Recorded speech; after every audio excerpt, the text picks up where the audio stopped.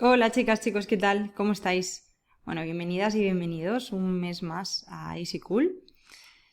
Ya estáis viendo un poco qué es lo que nos vamos a encontrar en la clase que os he preparado para este mes. Y sí, vamos a hablar de los meniscos, vamos a hablar de la arquitectura meniscal, vamos a hablar de las lesiones frecuentes, pero sobre todo vamos a hablar de la anatomía de los mismos. Estuve dándole vueltas el otro día antes de preparar esta clase.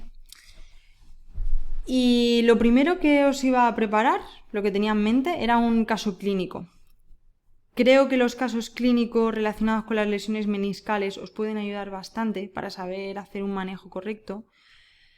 Pero cuando me puse a desarrollar la clase dije, no, tenemos que dar un paso atrás y vamos a hablar primero de la anatomía meniscal, de la arquitectura y de la función de estas estructuras antes de hablar del caso clínico.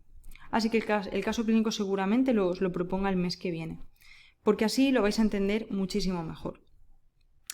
La verdad es que los meniscos parecen dos estructuras que están ahí en medio de la articulación, parece que no hacen nada y que solo dan la lata cuando se rompen. Y es cierto que en parte es así, porque cuando hay un compromiso meniscal, el dolor es importante y la limitación también. Pero son dos estructuras que tienen una relevancia muy grande en la articulación de la rodilla. Al final, estos dos fibrocartílagos que vemos aquí tienen funciones clave en la biomecánica de la rodilla. Entre las que podemos destacar, ahora os hablaré de cada uno de ellos, pero estos meniscos lo que hacen es mejorar la congruencia articular y luego entenderéis por qué. Transmiten cargas. Pensad que las cargas compresivas entre el fémur y la tibia, si no estuvieran los meniscos, lo que provocarían sería un desgaste importante en lo que es el hueso y el cartílago. Al final, estos meniscos lo que hacen es que ese desgaste articular que va a darse por la edad no se dé de una forma temprana. ¿Por qué digo esto? Porque al final la edad y el paso de los años va a hacer que nuestra rodilla también tenga esas arrugas intraarticulares que van a ser los daños meniscales. En algunas personas ocurrirá antes, en otras después, pero es algo que en mayor o menor medida va a ocurrir. Y no significa nada que tengamos una lesión meniscal. Os habrá pasado con muchos pacientes que cuando les han hecho una resonancia, una prueba de imagen de la rodilla y les han dicho que tienen roto el menisco, a partir de ahí parece que se alarman mucho. Y no tiene por qué ser así. La alerta se tendrá que poner en función de muchísimos factores, en función del tipo de rotura, en función de si existe bloqueo meniscal o no, y sobre todo en función del dolor que presente la persona. Porque hay pacientes que tienen lesiones meniscales y no presentan ningún tipo de dolor ni limitación, y otros pacientes con lesiones meniscales muy poquito importantes que tienen mucho dolor y mucha limitación funcional. Así que, como decimos siempre, la decisión en cuanto a qué hacemos con esta persona va a depender de cómo esté esa persona, cómo esté conservada la función o no y cuánto le limite el dolor. ¿Vale? Así que, como os decía al principio, parece que sean dos estructuras que están ahí simplemente para transmitir cargas, amortiguar y mejorar la congruencia y que por su arquitectura dan más la lata que otra cosa, pero son importantes, son clave en la anatomía de la articulación de la rodilla. Si no estuvieran sería un desastre. Entonces, tenemos que conocer cuál es la biomecánica de estos. ¿Cómo están anclados a la meseta tibial? ¿Por qué uno de los dos meniscos es más resistente y se lesiona con menos frecuencia que el otro? ¿Cuáles son esos anclajes? Y tenemos que saber también si son estructuras que están vascularizadas o no. qué zonas están más o menos vascularizadas, porque de esto dependerán muchas cosas en cuanto al proceso de recuperación. Las zonas más vascularizadas tendrán menos prevalencia de lesión, en cambio las menos vascularizadas serán más difíciles de recuperar. Tenemos que conocer también si están inervados o no. ¿Qué creéis? ¿Tienen inervación los meniscos o no la presentan? De esto hablaremos luego. Y luego también vamos a ver un poquito cuáles son, lo veremos al final, las lesiones típicas que nos podemos encontrar en estas estructuras. ¿Vale? Así que bueno, así a priori ya estáis viendo que hay una diferencia evidente entre la arquitectura del menisco externo y la arquitectura del menisco interno. El menisco externo es mucho más cerrado, tiene forma prácticamente de O. Hay una regla mnemotécnica que podéis utilizar, seguramente os la enseñarán en la universidad, que es la de Citroën.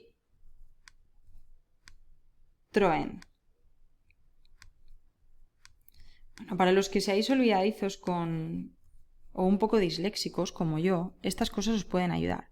¿Qué quiere decir esta regla mnemotécnica? Pues que el menisco interno tiene forma de C, ¿vale? Y el menisco externo tiene forma de O, ¿vale? Así ya no se os olvida seguro, o por lo menos es más difícil que se os olvide. ¿Es importante que sepamos y que conozcamos la arquitectura de los meniscos? Sí, es importante. O sea, es importante porque cuando valoremos a nuestro paciente, hagamos la exploración funcional ante una sospecha de una posible lesión meniscal, el comportamiento de uno y del otro es diferente. ¿Por qué? Porque la anatomía es diferente y la movilidad que presenta uno y otro también. Entonces, para tener más claro nuestro diagnóstico de fisioterapia, tenemos que conocer la anatomía. Es la base. No podemos empezar a hacer el paso 2, 3, 4 y 5 si nos hemos saltado el 1. Y el paso 1 es saber ante qué estamos y conocer la región anatómica. ¿Vale?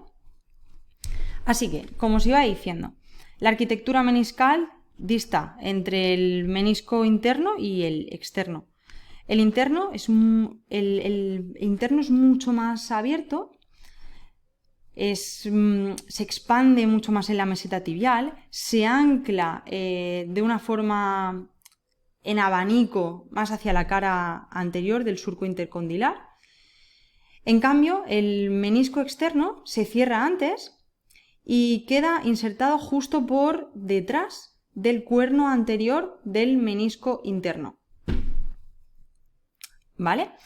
Así que esta sería la zona que debemos entender y conocer al detalle, porque tanto el cuerno anterior del menisco externo como el cuerno anterior del menisco interno son dos zonas que suelen lesionarse con frecuencia. Las roturas suelen encontrarse a este nivel, en los cuernos posteriores, o ya podemos encontrarnos fisuras intrameniscales que después las veremos.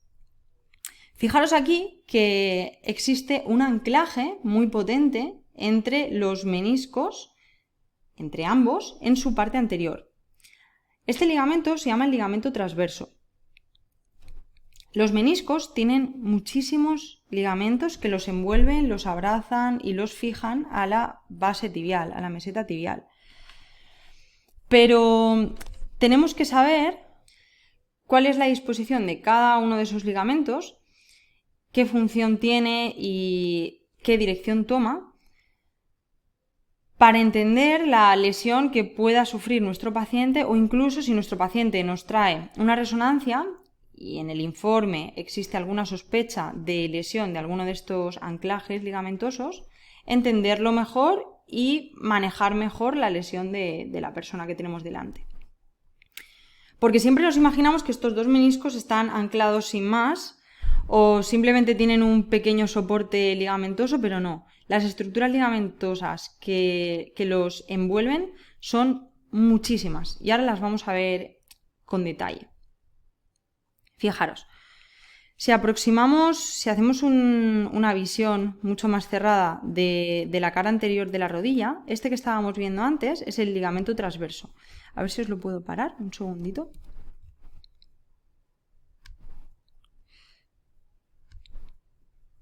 Vale. Fijaros, si hacemos una visión anterior, como os decía, de la cara anterior de la rodilla, el primer ligamento que nos encontramos que refuerza esos cuernos anteriores meniscales en la base de la tibia anterior es el ligamento transverso, ¿vale? Es un ligamento bastante grueso que tiene muchísima potencia y que fija ambos meniscos en su cara anterior. El menisco lateral y el menisco medial, como veis, prácticamente abrazan toda la superficie de la meseta tibial. Esto que veis aquí es el ligamento cruzado posterior y ahora vamos a ver algunos de los ligamentos que se encuentran en la parte posterior meniscal, sobre todo en relación estrecha con el menisco externo, y son los ligamentos meniscofemorales. Tenemos dos, ¿vale? Aquí lo único que solo sale uno de esos dos, que es el ligamento meniscofemoral posterior. Pues que tenemos otro que se ancla un poquito más anterior, que es el ligamento meniscofemoral anterior, ¿vale? Esos dos ligamentos meniscofemorales únicamente se encuentran en el menisco externo, no se van a encontrar en el menisco interno, ¿vale? Las fijaciones del menisco interno son diferentes a las del menisco externo. El menisco externo, como tiene una fijación lateral menor que el interno, necesita refuerzos internos más potentes. Y dos de esos refuerzos internos son esos ligamentos meniscofemorales, anterior y posterior. Fijaros, el anterior iría más o menos a anclarse por aquí, ¿vale? Iría desde el cuerno posterior, la parte más anterior del cuerno posterior del menisco externo, hasta insertarse en el surco intertubercular del fémur. Y el ligamento meniscofemoral posterior, como veis, se inserta directamente, casi en la base del cóndilo femoral interno. Mi dislexia. ¿Vale? Se inserta en la base del cóndilo femoral interno. Entonces, es importante que hayáis apuntado esta parte del ligamento lateral externo es ligeramente o está ligeramente menos fijo que el ligamento lateral interno. Es importante porque ahora detallaremos esto un poquito más. Fijaros, si tenéis el ligamento cruzado anterior, que cruza toda la rodilla de anterior a posterior. Y si ubicamos otras capas anatómicas, lo primero que nos encontraremos será la membrana sinovial de la articulación. Y por encima de esta van a existir otras estructuras. La primera de ellas va a ser la capa fibrosa de la cápsula articular, de la articulación de la rodilla. Y por encima de esta van a haber más estructuras ligamentosas. Fijaros, los ligamentos patelofemorales que fijan la rótula a la cara anterior. Tenemos internos y externos, la grasa de Hoffa, eso que veis por delante. Por la parte posterior tenemos otras fijaciones ligamentosas, el ligamento popliteo arcuato o arqueado. Tenemos además los ligamentos que fijan la cabeza del peroné a la parte posterior de la tibia. Tenemos todas las bursas que permiten el deslizamiento de las diferentes estructuras musculares y tendinosas. Tenemos por la parte anterior los retináculos mediales, laterales. Por debajo de todo ello veíamos la capa fibrosa. Vemos también el ligamento colateral tibial, el medial, que es mucho más ancho, es mucho más grueso, tiene una relación más estrecha con el menisco, bastante más que la relación que existe entre el componente ligamentoso lateral externo respecto al menisco. De hecho, es que el menisco externo, como os decía antes, tiene mucha movilidad porque los anclajes que presenta externos son más deficientes. En cambio, el menisco interno se encuentra muy protegido. Está completamente pegado al ligamento lateral interno, a la cápsula, y es un tejido que está fijo, muy bien fijo a esa base tibial. Pero no ocurre lo mismo con el menisco externo, ¿vale? El menisco externo permite que haya una traslación anterior mayor del fémur respecto a la tibia porque tiene más movilidad, está peor anclado. Encontramos una serie de ligamentos también que estabilizan la cara lateral de la rodilla, ligamento colateral peroneo, el ligamento colateral medial, bueno, pues todas esas estructuras que ya conocéis, y por encima encontraríamos todo ese compartimento fascial. Aquí hemos retirado la capa muscular, pero bueno, es importante que conozcáis a nivel ligamentoso que nos encontramos en esta región. No hay nada más que esto, ¿vale?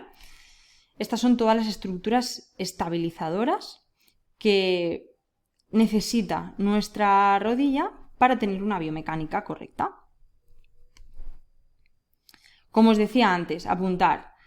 En los ligamentos clave o más relevantes serían los ligamentos tibial, medial y menisco tibial, lateral y transverso, que estos irían, y fijaros, en este modelo anatómico no nos los han dibujado, pero serían esos ligamentos que son los que fijan al menisco a la base tibial. Os lo voy a dibujar por aquí. Mirad, si este es el menisco externo, por ejemplo, ¿vale?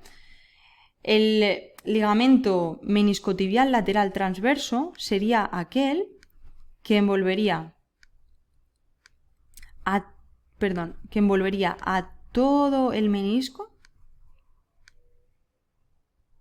por la parte externa hasta fijarlo a la base tibial. Es como que le hace una especie de zurcido alrededor. ¿Para qué? Para que quede anclado a la base de la tibia. Y lo mismo ocurre con el interno, ¿vale? En los dos pasa lo mismo. Al lateral se le llama ligamento meniscotibial lateral y al menisco medial, ese ligamento que lo fija, se le llamará meniscotibial medial, ¿vale? Y luego tenemos el resto de ligamentos que os he mencionado antes. Vamos a ver ahora en detalle cómo es la anatomía de cada uno de los meniscos, qué diferencias hay entre el menisco lateral y el menisco medial. El menisco lateral ya decíamos que es un menisco que es mucho más cerrado, en forma de O, que se ancla directamente posterior al cuerno anterior del menisco interno, ¿vale? Se ancla directamente posterior a este. Se ancla también posterior al origen del ligamento cruzado anterior.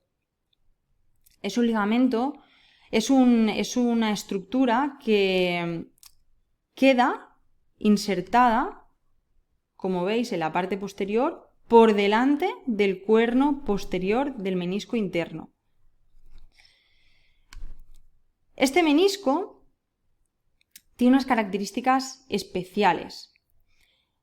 Y, como os decía anteriormente, no queda tan bien fijado como el menisco interno. Y dirás, ¿esto por qué? Pues por su anatomía. Las diferentes capas que nos encontramos entre el menisco y las estructuras periféricas hacen que los ligamentos estabilizadores de la periferia no fijen de una forma eficiente al menisco en esta región. ¿Por qué os digo esto? Fijaros, vamos a verlo. Hay una estructura en la cara externa que os debería sonar a todas y a todos. Es un vientre muscular pequeñito que cruza la rodilla por la parte posterior y se inserta en la cara externa de la rodilla. Por aquí lo estáis viendo. ¿Esto qué es? Es el popliteo, ¿no? Pues fijaros. El tendón popliteo tiene una particularidad, y es que es un tendón que está un poco en medio, y esto dificulta o altera ligeramente esa biomecánica meniscal externa. y hace que esta sea una de las causas por las que el menisco externo no quede tan bien fijado a la meseta tibial. Esta de aquí es la membrana sinovial, ¿vale? Esta envuelta externa es la capa fibrosa de la cápsula articular, ¿vale? Esa sería la envuelta externa, y si la retiramos por la parte interna, lo que nos vamos a encontrar es la membrana sinovial, ¿no? Ok, pues entre una capa y la otra estaréis viendo esta estructura. Y esta estructura es el tendón popliteo. El tendón popliteo hace de barrera y no deja que los ligamentos de la periferia se anclen de forma más eficiente al menisco. Esto sí que ocurre en el menisco interno, ¿vale? El ligamento lateral interno presenta unas proyecciones capsulares que hacen que el ligamento quede totalmente fijo tanto a la cápsula como al menisco. Entonces se crea un complejo estabilizador medial súper potente. Pero aquí tenemos una estructura que interrumpe esa unión, y es el tendón del popliteo. Al interrumpirse esa unión, la parte lateral, esa periferia del menisco externo, hace que tenga más movilidad. Esto no significa que se rompa con más frecuencia o que se lesione con más frecuencia, al contrario, pero tiene más movilidad. Simplemente os decía que la arquitectura es un poco más deficiente porque, siendo una estructura que está muy bien anclada, muy bien posicionada y como muy protegida por su anatomía, falla la función del popliteo a este nivel, ya que interrumpe de alguna forma un anclaje más eficiente. Pero de los dos meniscos, el que menos se lesiona es el externo. El que más se lesiona es el interno, por esa unión que presenta el ligamento lateral interno a la cápsula y después al menisco, y por el mecanismo lesional. Los mecanismos lesionales que implican al menisco interno hacen que muchas de las lesiones del ligamento de forma aislada acaben arrancando al menisco también. Por eso casi siempre hay una relación estrecha entre las lesiones del menisco interno y las lesiones ligamentosas del ligamento lateral interno. Es raro que no haya una lesión del ligamento lateral interno sin lesión meniscal parcial. Así que nada, y simplemente os quería enseñar cuál es la posición de ese tendón popliteo y la relación que tiene la relación que tiene con la capa fibrosa y con esa cápsula, ¿vale? Eso es importante que lo conozcamos. Vale, vamos a ver ahora la anatomía del menisco medial. Fijaros, la anatomía del menisco medial es diferente, ¿no? Es un menisco que se abre mucho más en la meseta tibial, se abre mucho más hacia anterior. De hecho, la inserción llega incluso a envolver a parte del tercio medio de la base tibial. Aquí no ha llegado tanto, pero en disecciones anatómicas, algunos lo habréis visto, que existen expansiones de este menisco que llegan a envolver a la tibia por toda la cara casi lateral. Y son expansiones que provienen del menisco interno. También está anclado y relacionado con ese ligamento transverso del que hablábamos al principio. Tiene ese refuerzo lateral del que hablábamos anteriormente y que os he dibujado, que es ese ligamento menisco tibial medial, que no lo suelen dibujar ni en las láminas ni en las aplicaciones de anatomía, pero existe. Y ahora vamos a hablar de esa relación que presenta el menisco interno con respecto al ligamento lateral interno.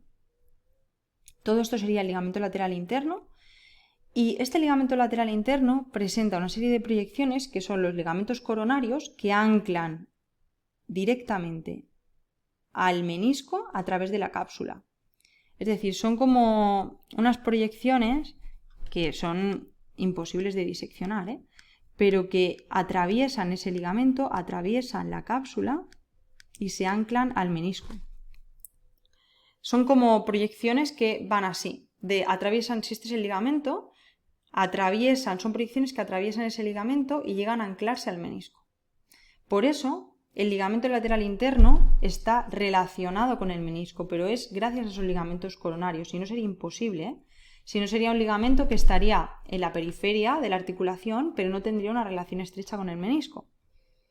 ¿Vale? Lo que pasa es que esto se ve a nivel microscópico, no a nivel macroscópico. Tú no puedes diseccionar o diferenciar esos ligamentos coronarios, es muy difícil.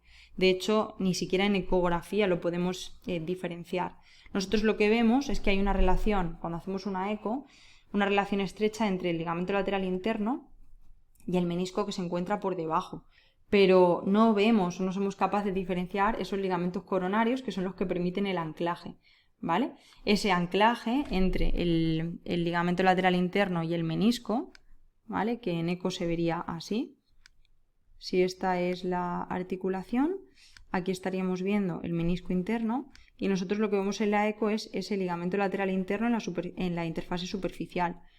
Ya sabéis que algunos haces son meniscofemorales, otros meniscotibiales y que tiene como dos capitas el ligamento lateral, ¿vale? Tiene una interfase profunda y una interfase superficial. Bueno, pues esos ligamentos coronarios, que son los que permiten el anclaje al menisco, realmente hacen o atraviesan, forman una especie de red que se anclan al menisco de alguna forma, en la región donde está el menisco, obviamente. ¿Vale? Pero para que entendáis cómo es la biomecánica y si os habéis preguntado, vale, pero ¿cómo puede ser que un ligamento que está en la periferia se ancla al menisco si entre medias tiene la capa fibrosa de la cápsula articular? Pues es por esto. A ver, que quite esto. Ok. Ahora que ya sabemos cómo es la anatomía de un menisco y del otro, cuáles son los ligamentos que los fijan, nos queda hablar de la vascularización y de la inervación. La vascularización meniscal no es muy rica. Los meniscos no están muy vascularizados. Están pobremente vascularizados. Y de hecho hay unas zonas meniscales mejor vascularizadas que otras. Ahora las veremos. La vascularización proviene principalmente de la arteria poplitea y se forma una especie de plexo perimeniscal. Las arterias geniculadas, que son las que nosotros somos capaces de observar a través de la eco, sobre todo cuando hacemos un corte en transversal de la pata de ganso a este nivel, que vemos como unas regiones anecoicas en la interfase profunda, esas son las arterias geniculadas, ¿vale? Pues esas arterias geniculadas son, entre otras, las que aportan inervación al menisco. Ya le diréis, vale, pero nos has dicho que esto no está muy bien vascularizado y que no todas las zonas están vascularizadas. Entonces, ¿qué parte del menisco está vascularizada y qué parte no? Si hacemos un corte transversal de un cachito de menisco, ¿vale? Y lo miramos de lado, podemos diferenciar perfectamente tres zonas. La zona número 1, que sería la más externa en ambos meniscos, ¿vale? Tanto en el externo como en el interno, sería la zona mejor vascularizada. ¿Por qué? Pues tiene toda la lógica. Si los vasos vienen de la periferia, esa red que envuelve a la articulación desde fuera va a hacer que los vasos penetren de una forma mucho más eficiente únicamente en la primera capa meniscal, pero que lo tengan mucho más difícil para penetrar en profundidad. Por lo tanto, la parte interna no está vascularizada. La parte 3 directamente es avascular. La parte externa está vascularizada y la parte intermedia está algo vascularizada, pero no tanto como la parte número 1. Por lo tanto, si la zona 3 meniscal, que es la zona como central, no está nada vascularizada, es avascular, ¿qué células encontraremos a ese nivel? Fibrocondrocitos. ¿Por qué fibrocondrocitos? Porque son células que son capaces de sobrevivir en ambientes totalmente anaerobios. Esto no va a ocurrir en la periferia. En la periferia se encontrarán los fibroblastos, ¿vale? Que van a ser los encargados de responder a los estímulos y de trabajar en estas regiones 1 y 2. Por lo tanto, Al presentar vascularización, las zonas 1 y 2 encontraremos colágeno tipo 1, pero en la zona 3 no, en la zona 3 encontraremos colágeno tipo 2. En cuanto a la inervación, prácticamente toda la inervación de la rodilla se la comen el nervio tibial, el obturador, el femoral y el peroneo común. Esto es importante que lo anotéis para todas y todos los que hagáis neuromodulación. Ya sabéis que si tenéis un paciente que presenta osteoartritis de rodilla, una meniscitis, dolor en la pata de ganso, tendinopatía rotuliana, dolor patelofemoral, yo qué sé, un esguince del ligamento lateral interno o externo y queréis generar analgesia, iros a trabajar cualquiera de estas ramas, porque son las ramas que inervan a la rodilla. No tiene sentido que hagamos un abordaje en alguna otra rama diferente a estas. No hace falta que hagáis un tratamiento de todos los nervios el mismo día de la sesión, porque no tendría sentido, pero yo sí que recomiendo que en problemas de rodilla se haga un manejo de una de las ramas nerviosas en cada sesión, porque así se ve como si la persona mejora o no, si le da bien o no el tratamiento. Yo empezaría por los nervios obturador y femoral y dejaría para el final los nervios tibial y peroneo, ¿vale? En función de lo que queréis conseguir, pues ya sabéis que podéis aplicar protocolos de LTP, de LTD, dependiendo de la fase en la que esté el paciente, dependiendo cómo esté su sistema analgésico, si es capaz de generar la persona analgesia o no, pues utilizaremos unos protocolos u otros. Aparte de la neuromodulación, cualquier otra estrategia analgésica va a seguir la misma línea.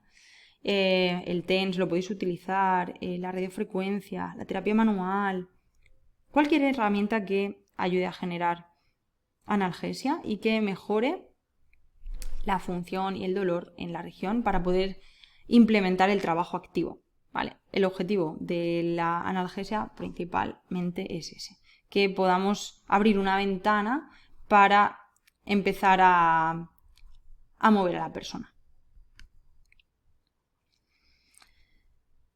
Y ahora vamos a meternos un poquitín en la arquitectura meniscal. La arquitectura meniscal es súper curiosa, muchísimo. Yo cuando veo estas cosas pienso, es increíble cómo está diseñado nuestro cuerpo. Es una máquina asquerosamente perfecta, de verdad. Es imposible replicarla. Pero es que todo está diseñado de una forma en la que hay pocos errores, ¿eh? Y en los meniscos, al igual que en muchas otras regiones y en muchas otras estructuras, pues pasa esto, ¿no? Que su diseño es bastante perfecto a pesar de que se lesionen con frecuencia, por lo que hemos comentado al principio.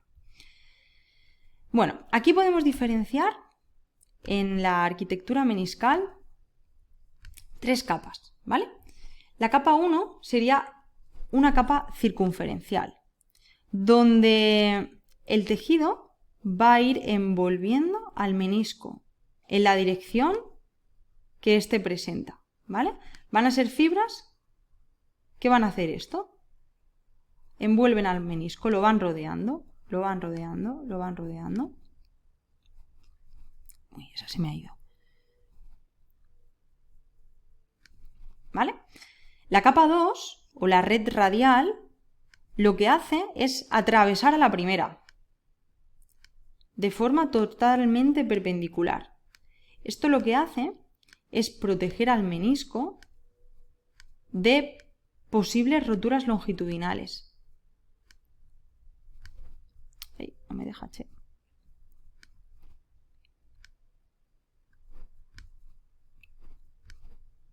Esta en rojo que os estoy pintando sería esa red radial. Capa 2 o red radial. Tendríamos la capa 1 circunferencial que envuelve al menisco, la capa 2 o red radial que atraviesa a la primera y evita que existan o que aparezcan roturas longitudinales. Y tenemos una última capa, o capa 3, que es la malla fibrilar, que es esta que estáis viendo aquí. ¿vale? Es una malla que se encuentra únicamente en la interfase superficial del menisco y es una malla que se teje en diferentes direcciones y en la periferia meniscal, y lo que hace es permitir que la superficie meniscal sea totalmente lisa. ¿Para qué? Para que las superficies articulares deslicen bien, es decir, para que el fémur deslice bien sobre el menisco, ¿vale? Y esa es la función de esa capa 3 o malla fibrilar. Así que fíjate qué curioso, ¿no? Hay una arquitectura vascular diferente en función de si el menisco se encuentra más en la zona periférica o en la parte interna. Ya hemos dicho que a nivel vascular toda esta periferia estaría mucho más vascularizada, esta estaría menos vascularizada y esta última no estaría nada vascularizada. Pero es que también hay una arquitectura meniscal que difiere y es distinta en función de las capas del menisco. Esto lo que hace es que las fuerzas se puedan amortiguar muchísimo mejor. Porque no lo podemos negar, la articulación de la rodilla tiene que soportar fuerzas compresivas constantes. Y por lo tanto, esa compresión vertical, teniendo en cuenta la arquitectura meniscal, hace que en los meniscos se creen tensiones de aro circunferenciales, es decir, la presión que ejerce el fémur sobre los meniscos hace que las fuerzas se disipen hacia la periferia. Esto le quita presión a la articulación y mejora la biomecánica. Y ya estamos acabando, chicas, chicos. Lo último que os quería hablar hoy era de los tipos de desgarro meniscal. El más frecuente es el desgarro horizontal, que es una rotura completa del menisco.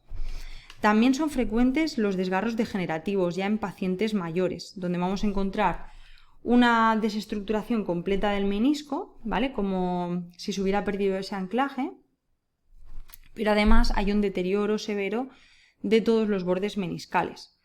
Luego tenemos las lesiones longitudinales, que suelen pasar o las solemos encontrar más en pacientes jóvenes y suelen ser provocadas por lesiones agudas.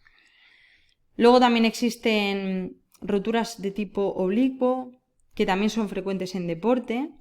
Y luego las lesiones las lesiones transversales, que son parecidas a las oblicuas, pero el tipo de rotura es más transversal que este segundo tipo.